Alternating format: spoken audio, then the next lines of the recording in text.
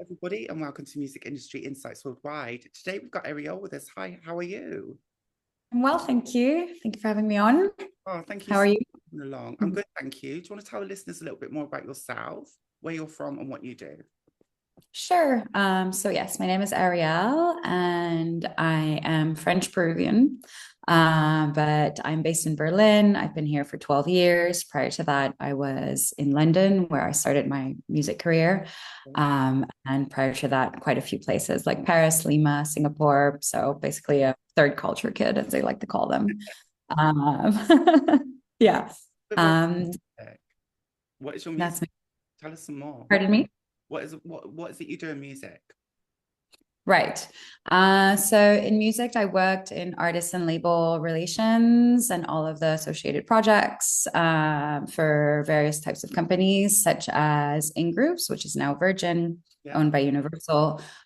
So I built and managed their international electronic music division, Yes. handling all the day-to-day with artists and labels, but also the DSPs that were relevant to electronic music, like Beatport. And then I moved on to Spotify as a artist and label partnerships manager, looking after Southern European markets such as Turkey and Poland. So yes, I stepped away from the electronic music community then and kind of broadened my perspective. Yeah. Yeah, most of my job was also handling the day to day with all the artist and label communities, but also managing marketing projects Awesome. that would feature some of the up and coming or established local artists That's and Spotify. that's Yeah, and then I took a little bit of a sabbatical. I know how to foray into product management and native instruments because I also started producing music and DJing myself during this sabbatical, and then ended up at a company called Endel, yeah. where I was doing where I was product director, but basically it was sort of a label slash artist and label project manager as well. We were doing collaborations with James Blake's and the Blaze, for example. So I was overseeing all the day to day of that. And yeah, then I took another sabbatical. Now I'm here and I'm launching my own freelance services, and I started my own little distribution business as well called Matrona. And yeah, my DJing career is also going quite nicely. So happy with that. I love to hear those stories and tell us a little bit more. Did you have a music education? How did you get into it? I didn't actually, to be honest, none of the studies that I did had any relevance whatsoever in any of my music trajectory.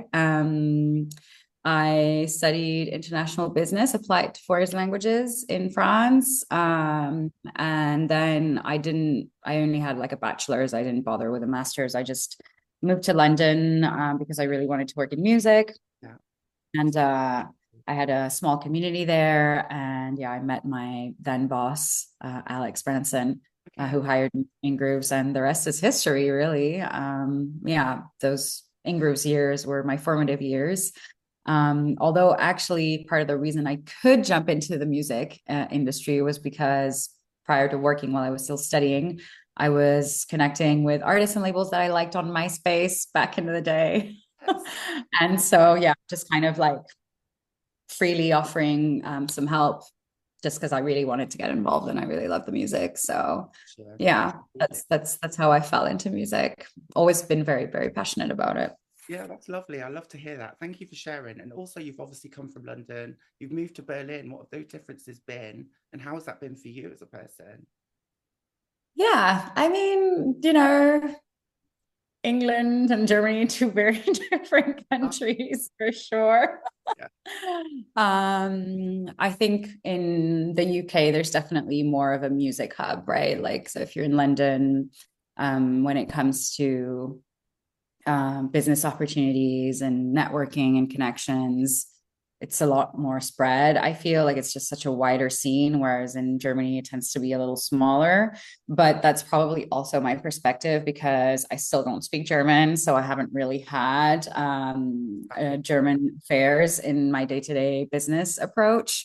Yeah. All of my positions have been quite international. However, I will say that the electronic music community in Berlin is still very strong. And yes, still a large part of the reason why I live here, truly. So yeah, you're able to connect with different sides of house artists, techno artists, maybe even some bass, UK, things like that. And people are like actively striving to do something different for the community and with music when it comes to the electronic music scene. So it feels good to be a part of it still after all these years. Yeah, and obviously you've pivoted away from the electronic music now. Tell us a little bit more. Do you still do electronic, and what made you want to change from doing that to Yeah. more diverse in genres? Yeah. So actually, no. So I've kind of pivoted back into the electronic music world now because when I left for Spotify, I mean, I had been at INgrooves for 8 years, so it had been quite a long time, and things were stalling a little bit when it came to my career. So when this opportunity to go to Spotify, even though I was stepping out of the electronic music community, I just felt like it was a great opportunity to learn and expand my career, but also expand my horizons in terms of music and get more experience outside of this micro scene because really compared to your hip hop and rocks and K-pops of the world, the electronic music scene is quite small.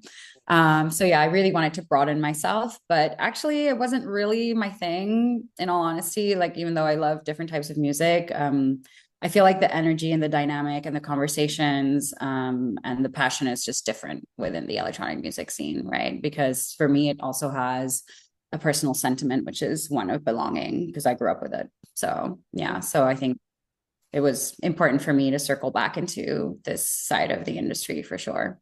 Super important. And obviously you've gone from label services at Virgin, then you've gone to Spotify. Tell us a little bit more about those jobs and those roles and what those entailed. Yeah. So there was a few similarities with both jobs, really, except that one is distributor, one is DSP. So you're wearing two different hats. Yeah. The same question that you will get across both jobs is, why am I not on a playlist? That is just the universal question you will get. Playlist, Um, like all that, yeah. right? Yeah. Or why am I not featured on Beatport? That was a big one back in the INgrooves days for electronic music as well. I don't know if it still is actually. But yes, so my day to day was obviously managing the day to day communication with all of the artists and labels, making sure I was directing their queries to the right department or handling their queries myself. In distribution, there's a lot of metadata check, a lot of operational things that you need to be mindful of so that the music actually is delivered in the right way. But yeah, so there's a lot of admin actually. But the day-to-day rapport was always like my favorite, of course, and building a community of clients. Yeah. And yeah, I think a lot of the job in distribution was also to be that middle person, right, between the digital ecosystem and the artists and labels. Oftentimes, especially from the electronic music scene, there is not a lot of knowledge about how this digital ecosystem works. So it's good to be an intermediary in that way, right? And teach about what is streaming, what is downloads. I mean, at the time when I was working in it, Spotify had just started. So, Okay. right. So everybody was like super like, oh my God, streaming. No, this is not happening for us. And we're talking about people who also used to like press records, right? So it was definitely a big explosion in their hands. But that was the role of a distributor, being that intermediary between, as I said, what's happening in the digital ecosystem and the opportunities really for the artists and labels that they might not always be aware of, especially when you're coming into a scene that has always been traditionally very DIY and very resistant to anything that can be corporate or capitalist in itself.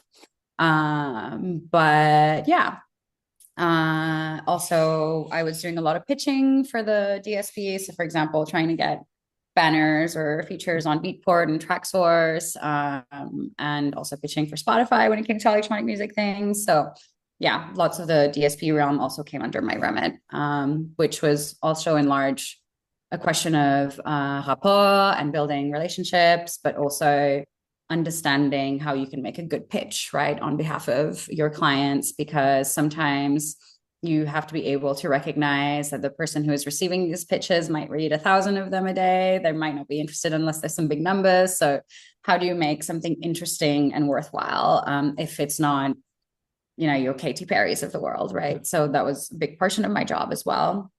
So yeah, I think that kind of sums up the distribution side of things. And yeah, at Spotify was definitely a different experience. In distribution, for example, if you're having business development meetings, you're always chasing after people, but at Spotify, people are always chasing after you. Better then. They're doing the work Yeah. for you, and you've got to provide that to them. Pardon me? Have you got to provide the work that they want to them? And have you got to pitch to them? How does that work on Spotify? Because, Spotify's obviously demonetized quite a lot of the music industry. How did you find that? And what was it like working with Spotify? Did you find that Mm, interesting? I think from an actual professional experience with the artist and label community, it was quite interesting to come in at that time because in the markets that I was looking after, such as Turkey or Poland, Spotify was quite a new concept still. So there was a lot of education work that needed to happen, but at the same time, Spotify already had like quite a few diversity initiatives within the company. So it was really able to showcase artists and labels across borders. And I think that also facilitated a lot of opportunities for some of the smaller communities of the music industry, of course, which tend up to be extremely huge in their own local countries, right? But from the weird geographical dynamics that happen, which has now been a little bit more balanced, but still, you predominantly talk about the US or the UK. Yeah. So it was really interesting to be a part of growing the streaming model inside of these markets that didn't traditionally lean into them until then. There was a lot of convincing and a lot of calls and a lot of explaining. But I do think that Spotify does facilitate discovery to a certain degree. And I think that if you know how to use a platform well and you have the patience and resolve with your music to be able to expand on it, then it truly does become an asset. However, for me personally, it wasn't my favorite professional experience. Let's put it that way. I think big companies are a very unique beast. And, there's a lot of power dynamics and politics. So if you are somebody who has a history and you're semi-neurodivergent, it's just, for me, it just was not a good environment. And I didn't feel safe a lot of the time. Sorry to hear. Yeah, but it's dual kind of world for me. Which is great. Great to have that experience of behind the scenes, as well as now being a DJ. So tell us a little bit more, and what made you want to be a DJ and pivot into the music industry in that sense? I think it all stemmed from therapy, really. I mean, I've always loved electronic music and I've always been surrounded by DJs since I was a kid. I mean, I was a teenager when I started going out. So there's this book called The Creative Way by Julia something. I forget the name right now. But she specifically says that sometimes you just end up in positions where you are surrounded by the people who are performing the duties that you would love to perform, whether that's an artist or videographer or teacher, etc. And there's a lack of confidence that comes through, I think, in order to be able to believe in yourself that you can do it, but you surround yourself with these people as a way to access that. So that's been very true of my story. But whilst I was in therapy for a long time for mental health disorders, and I can talk about that in another podcast. Through that as well, right? A lot of people in music have actually been through their own personal struggles as well, which I find quite interesting. Yeah, I think we all kind of lean into music as an anchor, really. And then we end up in the music industry, and we're like, oh, yeah, it's a brutal one. It can be anyway, but your show does work. And you can pivot and you can learn. And I think that's really inspirational. So tell us, first drew you into the creative and professional path, and what keeps you motivated right now? Honestly, there was never any other choice for me, I think. Whether it was working in music or just trying out with DJing. I mean, the DJing thing came from needing to rewire neurological pathways, and I felt like I needed to do something creative with myself. And again, that was just an anchor that was put in its place. So I feel like there was never really an option to like go outside of something creative or working more on the corporate support of creatives. I think the motivation always stems from being able to help artists and labels, and especially people in the community. That's something that's really important to me. and also why I launched my own distribution services for community members that can't necessarily have access to labels or good distributors. And I think that that's important as well, especially in the electronic music scene, because there's only platforms like DistroKid, but they don't really represent that community towards Beatport. I mean, you have to pay extra to be on Beatport if you use DistroKid, right? Sorry, I'm not trying to do a sales pitch. It's just this is what it's all about. It's talking about yeah, it's just kind of popping into my head. But yeah, the motivation is there in order to provide more transparency, I feel, as well, provide better services, just provide a better experience to move forward with your music, because I think that's really important as artists, right? Like, I feel like a lot of the time there are so many questions and so many gatekeepers, but also like you can personally put blockages on yourself. And I'm realizing this as an artist as well now, right? So in order to be able to move forward with your music, you have to have the right team and the right explanations and transparency, I feel, but also the right technology. And yeah, that's kind of what's driving me right now, to be able to put together those pieces of the puzzle. And luckily, like, having these bigger corporate jobs has allowed me to also have a little bit of a financial cushion, put it that way, to start my own thing and not have to like charge immensely for artists. And that's going to be a problem at some point. But for now, my main motivator is to be able to make this accessible to artists in my community, and also making sure that there's more female leadership as well inside the music industry. I feel is really motivational for me right now. Well done. I've worked across many different distributors. I know many different distributors, and I feel like, yeah, it's always owned by men. And with all due respect, I'm just sick of men making all the decisions. I really am. Like, I feel like I'm in the space that is really important to embody some of that matriarchal energy, really. At the risk of sounding esoteric, it's where I'm settling right now. Good on you. And I love to hear that as well. Thank you for sharing. And also tell us, like, obviously being a woman in the music industry, it's not easy. What challenges and barriers have you faced and overcome to be where you are right now? Yeah. Sounds like such a simple question, but sometimes it also feels like a really difficult question, you know? So I feel like just having a career in the music industry for the last 16 years as a woman is definitely, you know, an achievement in itself, and a challenge in itself. Although things have changed now for sure. But I think that despite the conversations that we're having about the equality in the music industry and as a whole, it is great that we see more female identifying or diverse community members getting positions that they wouldn't have had otherwise without these conversations and these talks. I do feel like the real sense of ownership and leadership hasn't really been instilled yet inside this music industry. Like, a lot of the decision making is still at the top with a bunch of white guys who have been, you know, who have some money, and they're answering to investors. Like, you know, the people who really run the industry, they're still the same. And that energy, I feel, trickles down quite a lot in a lot of big corporations. Yeah, and like, I'm being quite transparent with my words, but it is definitely different when there is more unique type of leadership that stems from your background, your experience, your gender, etc. So I hope that in the next years that can evolve more within the music industry, and that we can see more equal leadership as well. Because yeah, I feel like decision making and having the autonomy to do so and being trusted to do so doesn't always come through, in all honesty.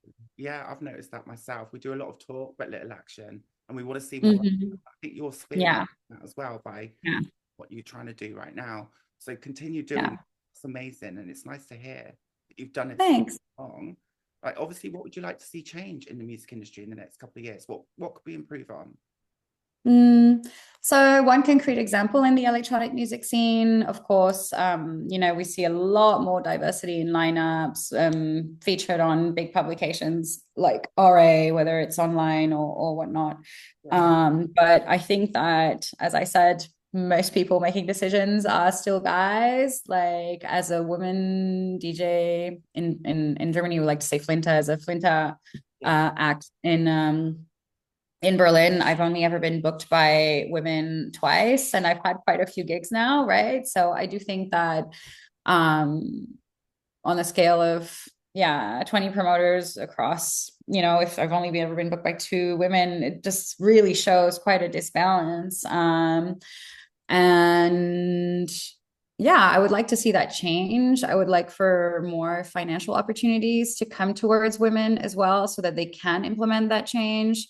I think that there's a lot of money circulating with tech bros, or just generally the same type of people who end up receiving this kind of funding and money, and like the money seems to flow in one direction, and it's not it would be nice to have more of that equity, I would say, so that the Flintas of Berlin could probably maybe initiate more bigger parties and be more in control of how the scene develops here, right? Rather than it being in the handful of a few of the same demographic.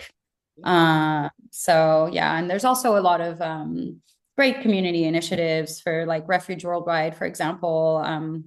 I have a bi-monthly radio show there, but they're a huge community initiative, and they really do implement, I think, the scene that we want to see in the world, and like the diversity, equality, the opportunities that should be implemented. And yeah, I do think that more funding should go towards them. So I'm hoping that there will be more measures to make this cash flow available, right? Like that's something that I would see. I don't know how, and I don't know what initiatives need to take place in order for these individuals to be empowered with the cash flow that they need in order to set the changes. But yeah, or you can just start very underground and DIY and throw a rave in a forest, right? But I think we're past that a little bit. Absolutely. Well, can I ask another question for you? Obviously, talk about relationships and networking because it's a very relationship built business. Do you want to tell us a little bit more about that and how important that's been to you to get you to where you are now? Yeah. I mean, I would say that networking is probably one of the most important factors in building a career, at least for me. That has been my experience. When artists ask me, what do I need to succeed? My first response is always great music, consistency with the music, but also like your network, right? Like who do you meet? What is your team, etc. And I think that because there's so much passion that goes behind working in the music industry, people are generally happy to help, I feel, or if not, you always have to be careful with people who, want to profit more of what you can give. That's also a very big thing to be mindful of in the world of networking and collaborating. But I think in general, like there are some really good people who just enjoy making those connections, facilitating those working collaborations. And yeah, at the end, like it is true, it is about who you know. Like a lot of the music industry is about who you know, because that can you just don't know how many opportunities it can facilitate. Yeah, that's very true, actually, and thank you. Also, being in the music industry, sometimes you do get that lack of trust. How important is it for you to have that trust in the people that you work with and the teams that you actually communicate with? How is that for you? I think it's very important, honestly. I think it's hard to work out of passion if you don't feel like you have a valid place in the constellation that you're working in, right? And I think that if you're always doubting yourself because people are giving you some questionable vibes, I would say, or like the dynamic exchange is just doesn't feel right, and you end up not trusting things, or you end up wondering what your purpose is within whatever working dynamic and constellation you have. Like, yeah, it can be notoriously depressing, honestly, and it is cause for anxiety, I would say, for a lot of us. So yeah, I think trust is really, really important. And yeah, I mean, this is something for me that I've learned the hard way, to be honest. Like I am still a little bit naive at times. But I also, I think, wish to remain open and yeah, there's also some beauty in that, I think. But yeah, I think with time you just kind of learn to recognize very quickly like who's chancing, who is, you know, definitely playing other games than just like having a resolute Yeah. working ethic and getting shit done. Yeah, it's you get to learn, unfortunately. But it is true. It is definitely a consideration. Yeah. And tell us a little bit more about your music as well. What you're doing now, what you up to, what's coming up next for you. Yeah, so I've recently finished my second remix, which is coming up on Kicking Up Dust, which is a Berlin label for house music. And then I've just been commissioned a third remix on Anxiety Therapy, which is also a Berlin-based label. So yeah, that's been very exciting for me, finally getting into music production. And yeah, DJ wise, I just played at Aurora Bar, which is part of Trezor, which went really well, which I'm very happy about. And this weekend, I'm taking over the Red Room at Renata with two amazing artists called Mr. Redley and Endel. Yes, and I'm also currently in the midst of low-key launching my own business. So Matrona, that's the name. And I have one main freelance client called Flamenca, and I'm helping with projects and events and operations, which has been it's been keeping me on my toes. But yeah, great team, really amazing people. So I'm happy about that. Really happy I stepped out of a big corporate setting into a more smaller team. And yeah, I think I needed that space to breathe a little bit, honestly. But yeah, I'm starting my own distribution services. So I've got a few projects coming up, including Swoon, a Flinta collective in Berlin, and Mr. Redley. So yeah, it's a lot of spinning plates, but it's just it's the year of the fire horse, so we're gonna get stuff done. Yeah, and horses are my favorite actually, so that's amazing. Uh-huh. Can I also ask Yeah. some of the listeners that might not understand what distribution is? Can you just explain Mhm.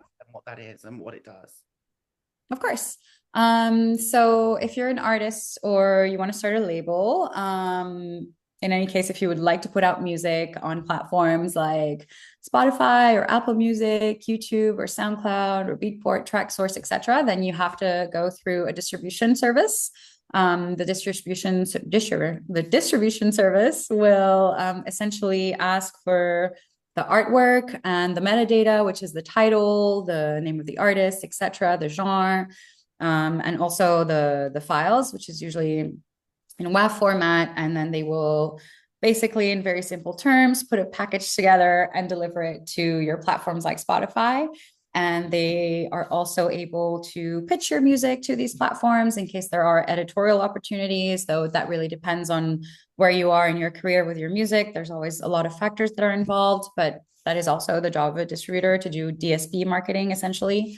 And yeah, the distributor should also be helpful in helping you figure out the digital ecosystem, as I said earlier in the talk, and be able to communicate with you what are the latest trends, what are the best industry practices, and basically facilitate or at least enable actions that you can take in order to find the best success for your music. And through that comes finding the right audiences as well. And just charge different percentages. So do you want to tell us a little bit more about what you charge and what the name of your distribution company is called again? I'll leave that in the description as well. That sounds good. So generally distributors, it depends. There's a different type of payment now these days. So with something like DistroKid or TuneCore, you pay upfront for the track uploads and you get all of your royalties back. So any streaming income, any download income, you get all of it back. With distribution, you generally get a percentage. So back in my day, it was 20%. I think it's still around 20 to 25%. So that means that it would be 80 to 75% for you as an artist or a label. And then the rest to the distributor, of course. And for me, I do a little bit of both, actually, because I'm just like a solo entrepreneur. And obviously the pitching requires a lot of time, but I've also looked at what is differently offered in the electronic music scene. So for me, I basically charge €7 per track upload, and then I cap it at €30, which I know other distributors do. And yes, if there's pitching involved, then I will charge on a scaling basis. So depending on the artist or the label's financial ability, it'll either be 75 or 125 or 200 something euros. So yeah, I'm trying to make it as fair and accessible as possible. Of course, for the right project, if they have absolutely no resources, then I'd be happy to look into it in a percentage. But it's just easier from, I think, an administrative perspective to just get an upfront payment rather than going off and doing the percentages. So in this case, of course, my artists and my labels, they get all of their streaming and download royalties back because they have that fee.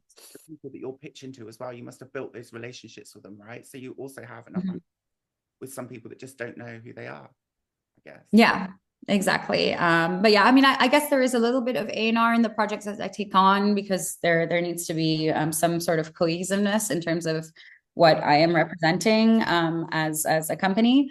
But I've had some good success across Bandcamp. Had several features there for techno music and for electronic as well. One of my artists called Decca, his last release landed on 2 Spotify playlists as well. So there's been some good success across both the streaming world and the electronic music world. So yeah, I'm very happy about it. It was long overdue for me to start my own thing, honestly. It's quite inspirational to listen to your story, but also all the stuff you've achieved and what you keep achieving. Thank you ever so much for being a guest. Thank you. Yeah. You find out more, listen to your music, or sign up to your distribution company. How could they do that? Oh, I'm still in the process of making up my website and my logos. But yeah, you can catch me on LinkedIn. I'm Arielle Fischer. Yeah. If you want to follow my music, I know I made it more complicated for myself, but my name is Arielle Santillana. I can send you the links and we can add them under the YouTube info.